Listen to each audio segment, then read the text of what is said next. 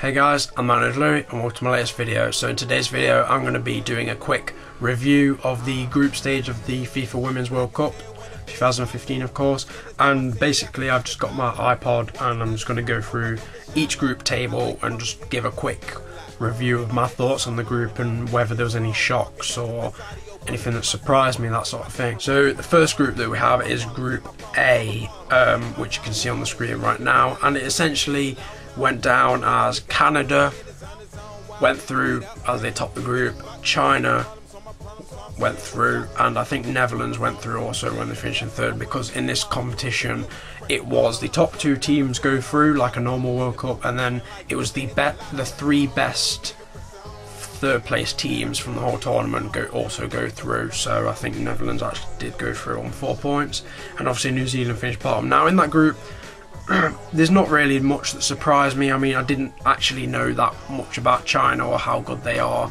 so I guess that's a little bit of surprise that they finished ahead of Netherlands, because I know a little bit more about them. But it's not really a surprise that Canada finished first, especially as they're hosting the tournament. You'd expect them to at least get out of the group stage and through to the knockout, and I think they'll probably get at least to the quarterfinals, if not further. So next we have Group B, as you can see on the screen again, and essentially Germany topped the group on 7 points, Norway came second, also on 7 points, then we have Thailand in at third with 3 points, and Ivory Coast with no points, and I think they only scored 1 goal. Now it's not really a shock there to see Germany finish top and Norway finish second. They're both good teams. You know, it's what I would have predicted, I think, so nothing surprising there. So next in the group review we have Group C, and as you can see on the screen, Japan finished first, Cameroon finished second with 6 points, Japan with 9 points, Switzerland finished third with 3 points, and Ecuador finished bottom with no points. And it sort of surprised me that Cameroon were actually as good as they were. I was expecting Switzerland to be a lot better. Now Switzerland have just got through because of their goal difference, and even though they finished on 3 points, they have managed to get through, but like literally only just. But I honestly thought they'll be a lot better, and Japan finishing first, not really surprised, and Ecuador, I've literally seen nothing of them before this World Cup, so I wasn't really expecting that much from them anyway, but that's fair enough. Next we have Group D, in which USA finished first with 7 points, Australia finished second with 4 points, Sweden third with 3 points, and Nigeria bottom with 1 point. I honestly thought Nigeria would actually have been better than they actually were. They struggled against USA, definitely struggled against Sweden. Sweden absolutely blew them away, but they did give Sweden a good go in that game, to be fair. It was very close. Australia finished second. I probably would have bet Sweden finished second. USA finishing top is no surprise. They're just one of the powerhouses of the tournament. So I think Sweden have also got through on finishing third. Not really sure how. They have a goal difference of 0. I guess the other teams must have just let in a lot of goals and not scored very many compared with them. And then second to last we have Group E. That's right, we have Group E, and first finished Brazil. They won all the games, got the maximum 9 points, goal difference of 4. I didn't expect anything less from Brazil. The Brazilian women's team are absolutely amazing. The men's team are pretty good at the moment, not as good as they have been in the past, but the women's team are just consistently amazing. I mean, with a player like Marta up front for them, other teams haven't got a lot of a chance, and I do think that Brazil are going to go all the way to the final. Also in that group we had South Korea finishing second, which has surprised me loads. I mean, I thought they were going to finish third and not go through at all, but they surprised everyone. They got through.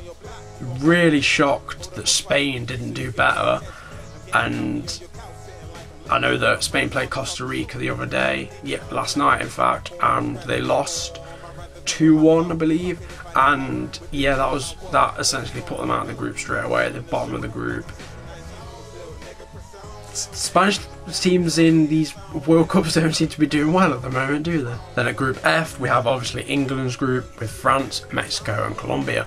Now in this group, the group was thrown wide open when Colombia beat France 2-0, and literally on the final day, literally any one of the teams could have actually got through in theory because of just the results. And obviously England lost the first game, but then they beat Mexico, and then the Colombia game, was a lot of pressure for them. I actually did watch that game, and I watched the highlights of the other game involving France, and England somehow got through, beat Colombia 2-1, although we did dominate for a large period of the match, and I think we should have won like 3-4-1.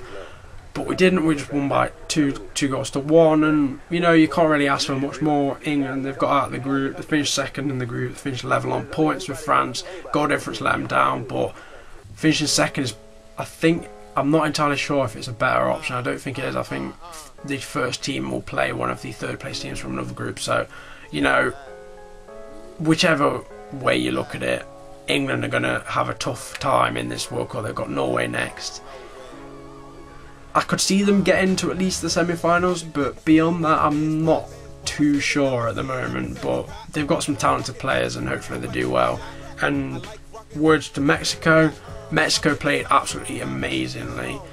They played great against England. They had a really good game against Colombia, which they drew, and they were just quite unlucky that they didn't get any more points. And obviously this was kind of a group of death because of the quality of the teams that was involved. They didn't have much of a chance, but they are a good team, and I think they'll take a lot from this tournament, and just think that it's going to be better next time. Anyway guys, that brings the video to a close. I hope you did enjoy. I hope you're enjoying the Women's World Cup. I know that I am. Leave a like if you did enjoy this video specifically. Comment on what your opinions are on the group stage so far. The group stages of the World Cup, obviously the group stages have ended now.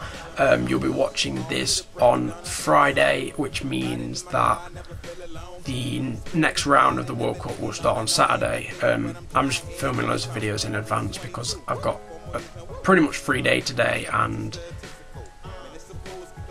you know, I'm quite busy over the weekend. Anyway, subscribe if you enjoy my content in general, and I'll see you next time guys.